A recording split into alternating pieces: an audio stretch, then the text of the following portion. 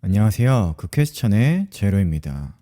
삶에서 묵상하기. 이번 영상은 외계의 존재가 자신들의 범죄자들을 수용할 감옥으로 인간의 뇌 속에 심어두고 예외적으로 폭주가 일어나 문제가 발생하면 그것을 막기 위해 지구에 파견되어 있는 가드와 썬더가 문제가 발생했던 과거에서 한 아이를 데려오고 시간이 지나 인간의 뇌 속에 수용된 외계 범죄자 중 중요 인물이 탈옥하는 사건이 발생하고 그 사건으로 시대를 오가며 일어나는 일들을 보여주는 영화 외계인을 보며 들었던 생각들을 나누고자 합니다.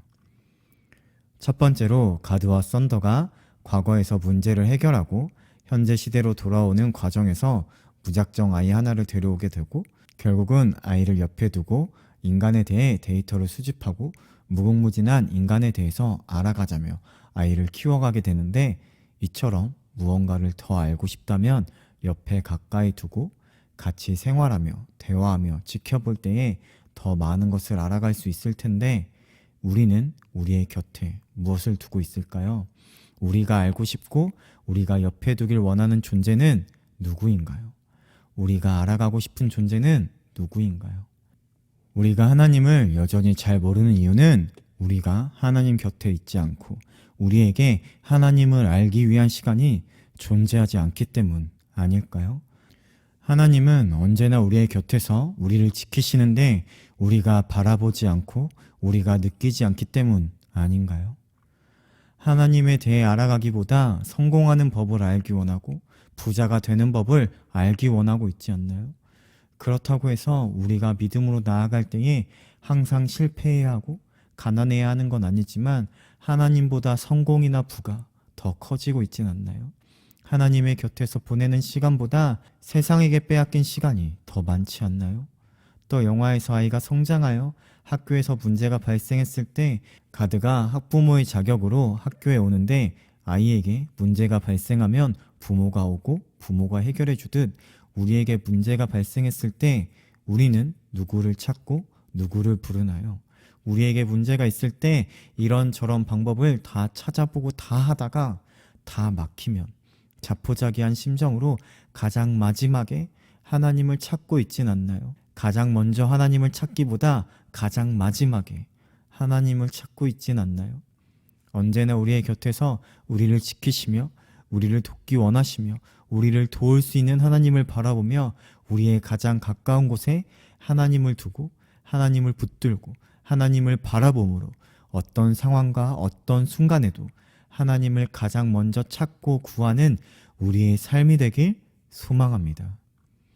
두 번째로 자신을 도사라 말하는 무륵에게 우왕은 돌을 닦는 것을 본 적이 없다 말하며, 무륵은 돌을 닦는 데에는 두 가지의 길이 있는데 매일 갈고 닦느냐 문득 깨닫는 것이 있느냐는 장면이 있는데, 세상이 바라보기에 우리는 어떠할까요?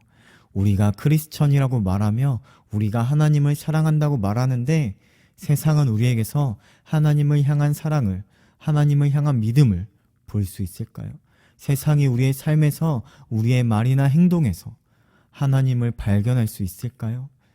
또 돌을 닦는 데에는 한 가지의 방법만 있는 것이 아니듯이 하나님을 믿고 하나님을 살아내는 데에는 우리의 각자의 모습으로 믿고 살아가는 것이 중요하지 않을까요?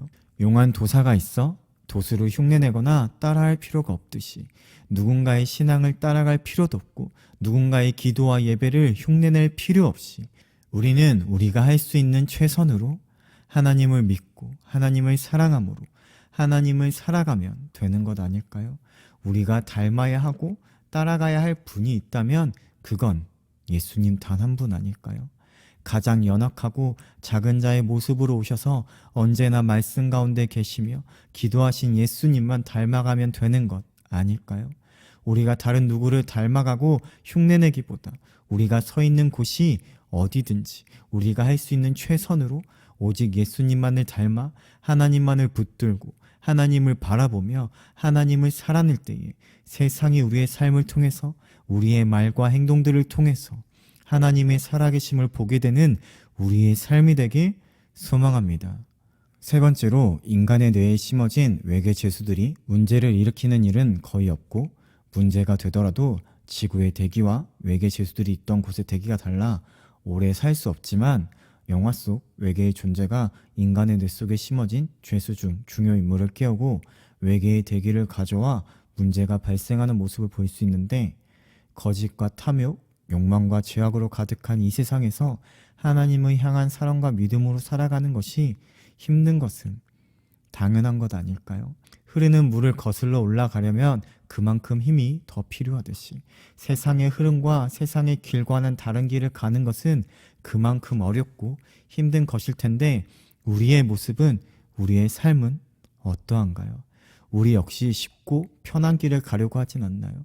하나님을 믿고 하나님을 살아낸다는 것은 절대 쉽고 편한 길이 아니고 무조건 성공하며 부자가 되는 비결과 같은 길이 아닐 텐데, 우리는 하나님을 믿게 되었으니 이제 쉽고 편한 길, 고속도로와 같은 막힘이 없는 길을 가며 어떤 갈등도 없고 성공만이 기다리고 있다고 착각하고 있진 않나요?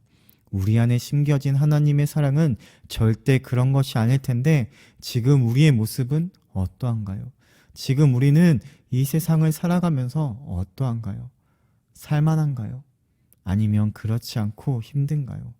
살만하다면 그 이유는 무엇인가요? 우리를 살만하게 만드는 것은 무엇인가요? 세상의 대기인가요? 하나님의 대기인가요? 영화에서 외계의 죄수가 인간의 몸을 옮기면 기억을 잃듯이 거짓과 탐욕, 죄악으로 가득한 세상의 대기 속에서 살만하다면, 우리는 하나님의 기억을 지운 채로 세상 속에서 살아가고 있는 것은 아닌가요? 영화에서 외계 존재가 기억을 찾거나 깨우기 위해서는 과거 시대에서는 신검이라 불리는 에너지가 필요하듯이, 우리 안에 심겨진 하나님의 사랑을 깨우기 위해서 필요한 것은 무엇인가요? 우리를 살게 하며 우리에게 에너지와 같은 존재는 무엇인가요? 말씀의 검이 우리를 찌르고 말씀의 검이 우리에게 있을 때에 분명 힘들고 어렵겠지만, 거짓과 탐욕, 죄악으로 가득한 세상의 대기 속에서 하나님이 주신 말씀으로, 하나님이 주신 힘으로, 정직과 섬김, 하나님의 능력과 하나님의 사랑으로 살아갈 수 있지 않을까요? 영화에서 외계의 대기 하나가 우주선에서 빠져나와 퍼져갈 때에 무엇도 막을 수 없고 그 대기에 노출된 사람은 모두 죽어가고, 외계의 존재가 심겨진 사람만 외계의 존재가 각성되어 움직이는 모습을 보며 물이 바다 덮음같이 하나님의 사랑이, 하나님의 임재가 세상을 덮어갈 때에도 무엇도 막을 수 없고 이 세상 가운데 가득하지 않을까요? 또 외계의 대기가 퍼져갈 때에 외계의 죄수가 깨어나면서 활동할 때의 모습을 보면 결국 사람이 살아있는 게 아니라 외계의 존재가 살아가기에 움직이는 것처럼, 나는 죽고 내 안에 계신 하나님이, 예수님이 살아가신다는 것이 나의 모든 것을 맡기고 내 힘으로 움직이거나 사는 것이 아닌 오직 하나님이 주신 능력과 하나님의 은혜로 살아가는 것, 하나님의 말씀으로 살아가는 것이지 않을까요? 언젠가 하나님의 사랑이 이 세상을 덮고 하나님의 사랑이 가득하길 소망하며, 이 세상 속에서 거짓과 탐욕 등 쉽고 편한 길을 가기보다 어렵고 힘들다 할지라도 하나님을 붙들고 하나님을 살아내므로 말씀의 검에 반응하는 우리의 삶이 되길 소망합니다. 마지막으로, 가드는 로봇이기에 사람을 이해할 수 없고 명령만 수행하는 존재이고, 영화 말미에 썬더와 함께 안전한 곳으로 이동 중인 이안은 썬더에게 돌아가자면서 이게 인간의 감정이라고 말하며 제로에 가까웠던 확률이 점점 상승하는 모습을 보면서, 하나님이 이 땅을 지으시고 사람을 만드실 때 이 땅을 다스리며 경영할 존재가 필요하다면, 당신을 예배할 존재가 필요하다면 가드처럼 기계적으로 명령만 수행하는 로봇과 같은 존재로 사람들을 만드셨으면 되었을 텐데, 하나님은 우리를 하나님의 닮은 형상으로 하나님의 성령으로 호흡하게 하며 우리에게 자유의지와 감정을 주신 이유가 무엇일까요? 하나님에게 기계적으로 예배하는 존재가 필요한 것일까요? 하나님에게 기계적으로 기도하는 존재가 필요한 것일까요? 결코 그렇지 않다는 것을 우리는 잘 알고 있지 않나요? 물론 우리의 감정과 우리의 자유의지로 인해서 우리가 무너지기도 하고 우리가 하나님에게서 멀어지기도 하지만, 결국 하나님은 우리를 포기하지 않으시며 무엇도 막을 수 없는 하나님의 사랑으로 우리를 자녀 삼으시고 우리와 함께 하시며 우리와 호흡하시는 분 아닌가요? 기계처럼 죽어있는 예배와 기도를 통해 죽어있는 믿음으로 죽어있는 하나님을 바라보는 것이 아니라 우리의 삶 가운데 생동감 넘치는 살아있는 예배와 기도로 지금도 살아 역사하는 하나님을 살아내는 우리의 삶이 되길 소망합니다.